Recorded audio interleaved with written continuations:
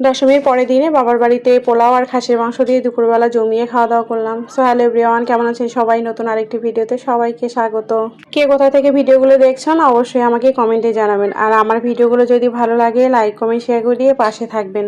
এই ভিডিওটা হচ্ছে দশমীর পরের দিন হচ্ছে আমি বাবার বাড়িতে গেছিলাম, সেই দিনের ভিডিও। তো যাই হোক, আজকে ভাবলাম যে একটু এডিট করে রাখি। আজকে ভিডিওতে হচ্ছে একটু নয়েজ আসবে, তো সবাই হচ্ছে একটু স্কিপ করে যাবেন নয়েজগুলো, কারণ হচ্ছে আমার বাসা পাশে হচ্ছে আজকে সভা হবে, যার জন্য হচ্ছে নিচে হচ্ছে শব্দ হচ্ছে। তো যাই হোক, হচ্ছে আমি হচ্ছে আর কি সকাল সকাল হচ্ছে বাড়িতে চলে আসছিলাম। সেই দিন আসার পরে হচ্ছে একটু পোলাও রান্না করছিলাম, তারপর খাসির মাংস রান্না করছিলাম। আসলে যে কয়দিন হচ্ছে আমি বাড়িতে ছিলাম, তো বাড়িতে তো সেরকম ভাবে রান্না বান্না হয়নি। তো বেশিরভাগ সময়ই হচ্ছে তো আমি বাবার বাড়িতেই মানে খাওয়া দাওয়া করতাম, পূজা মন্দিরে এখানে আসতাম, তারপর খাওয়া দাওয়া করে চলে যেতাম। আর পূজার মধ্যে আমার এরকমটাই হয়। তো যাই হোক, দুই বাচ্চা নিয়ে তো ওই জন্য হচ্ছে বাড়িতে একটু রান্না বান্না করার চাপটা একটু কম নিতাম। আর হচ্ছে মা রান্না করতো, সেখানে এসে খাওয়া দাওয়া করতাম। এই যে বাবার বাড়ি কাছে হওয়ার এইটা একটা সুবিধা। তো যাই হোক, এইদিকে হচ্ছে আমি পোলাওটা রান্না করা আমার হয়ে গেছে, আর হচ্ছে এখন খাসি মাংসটা রান্না করে নিচ্ছিলাম। আর এইদিকে হচ্ছে আমি বাইরে বের হয়ে দেখি বাবা হচ্ছে খাওয়ার জন্য জল ভরতেছিল। তো চলেন হচ্ছে আজকে আমার হচ্ছে বাবার বাড়িটা আপনাদেরকে দেখাই। তো এখানে হচ্ছে বাবা তো জল ভর্তি ছিল খাওয়ার জন্য। আর এই যে ঘরটা দেখতে পাচ্ছেন, এটা হচ্ছে আমার বড় দাদার ঘর।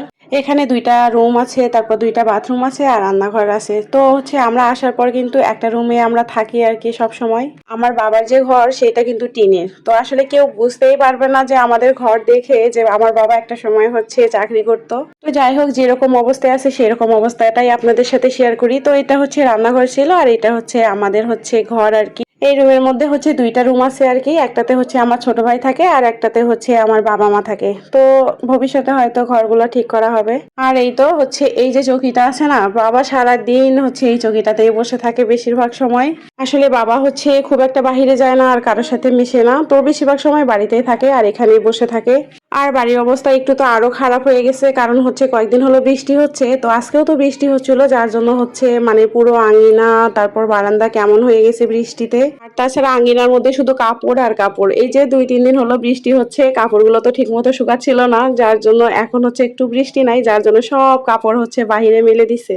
আমার বাবারা হচ্ছে 6 ভাই। তো 6 ভাইয়ের মধ্যে 4 ভাই হচ্ছে এখানে আছে, আর 2 ভাই হচ্ছে মানে দক্ষিণ সাইডে হচ্ছে জায়গাতে আলাদা করে বাড়ি করছে। আর তাছাড়া বাড়ির ভিডিওটাও ভালো আসতেছে না, মানে সব জায়গায় শুধু কাপড় মেলে দেওয়া, যার জন্য ভালো লাগতেছিল না আর কি ভিডিওটা।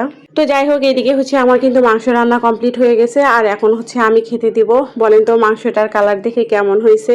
আসলে মা তো হচ্ছে মাংস খায় না, যার জন্য হচ্ছে মা আর কি মাংসটা রান্না করে না। মাংসটা রান্না করলেও হয়তো মজা হয় না, যার জন্য হচ্ছে মাকে আমরা কেউ রান্না করতে দিই না। মাংস নিয়ে আসলে হয় আমার ছোট ভাই রান্না করে, নয়তো বৌদি রান্না করে। আর আমি যদি কখনো বাড়িতে থাকি তাহলে আমি রান্না করি। তো এই যে রান্না বান্না শেষ করে হচ্ছে বাচ্চাদের আর হচ্ছে ওদের বাবাকে আমি খেতে দিছি। তো হচ্ছে মেয়েটা একটু খাচ্ছিল, কিন্তু ছেলেটা একদমই খায়নি। এতক্ষণ পর্যন্ত যারা ভিডিওটি দেখলেন তাদেরকে অসংখ্য ধন্যবাদ। আমার ভিডিও যদি আপনাদের ভালো লাগে তাহলে অবশ্যই লাইক কমেন্ট শেয়ার করে দিবেন। আর আমার ভিডিও সম্পর্কে কিছু বলার থাকলে অবশ্যই কমেন্টে জানাবেন। যারা অলরেডি আমাকে সাপোর্ট করেন, আমার হচ্ছে ভিডিওতে সুন্দর সুন্দর কমেন্ট করেন, তাদেরকে অসংখ্য ধন্যবাদ এবং আপনাদের জন্য রইল শুভকামনা। তো যাই হোক, আপনাদের সাথে আরেকটা জিনিস শেয়ার করি, সেটা হলো এই যে গাছটা দেখতে পাচ্ছেন, বলেন তো কে কে এই চিনতে পারছেন এই গাছটা? তো আমি হচ্ছে মানে বিকেলের দিকে আমার হচ্ছে বৌদির বাড়িতে আসছিলাম। তো বৌদি হচ্ছে বাড়িতে আর কি বিভিন্ন রকম হচ্ছে গাছ লাগাইছে, সেগুলো আমাকে ঘুরে ঘুরে দেখাচ্ছিল। তো হচ্ছে বলতেছিল যে এগুলো লজ্জাবতীর গাছ। তো আমি দেখেন না ধরার সাথে কিরকম করে লজ্জা পাচ্ছে, আর আমিও মানে লজ্জা দিচ্ছিলাম লজ্জাবতীকে। আমার তো ভীষণই ভালো লাগতেছিল যে আমি হচ্ছে হাত দেওয়ার সাথে সাথে কেমন যেন লজ্জায় হচ্ছে পাতাগুলো সব হচ্ছে নুয়ে যাচ্ছিল। আর গাছে হচ্ছে ফুল ধরছিল, তো ফুলটাও আমি দেখছিলাম। ফুলটা আমি প্রথমবারের মতো মনে হয় দেখলাম। তো বৌদি হচ্ছে বাসায় থাকে, আর ওখান থেকে হচ্ছে কিছু কিছু গাছ হচ্ছে নিয়ে আসে, নিয়ে এসে ওগুলো হচ্ছে বাড়িতে লাগাচ্ছে। তো বৌদি হচ্ছে বিভিন্ন রকম ফুলের গাছ লাগাইছে, সেগুলো হচ্ছে আমি ঘুরে ঘুরে দেখছিলাম আর গল্প করতেছিলাম। তো বৌদিকে বললাম যে তুমি হচ্ছে এগুলা কালেক্ট করো, তারপর হচ্ছে আমি আবার আমার বাড়িতে নিয়ে যাব। তো এখানে হচ্ছে বৌদি আর কি আমাকে ঘুরে ঘুরে দেখাচ্ছিল কোন গাছে হচ্ছে কিরকম ফুল ফোটে, তারপর হচ্ছে কোন গাছটা দিয়ে কি কাজ হয়। যাই হোক, আজকে ভিডিওটি এখানেই শেষ করতেছি। সবাই ভালো থাকবেন, সুস্থ থাকবেন। নতুন ভিডিওতে আপনাদের সাথে কথা হবে, সেই পর্যন্ত টাটা।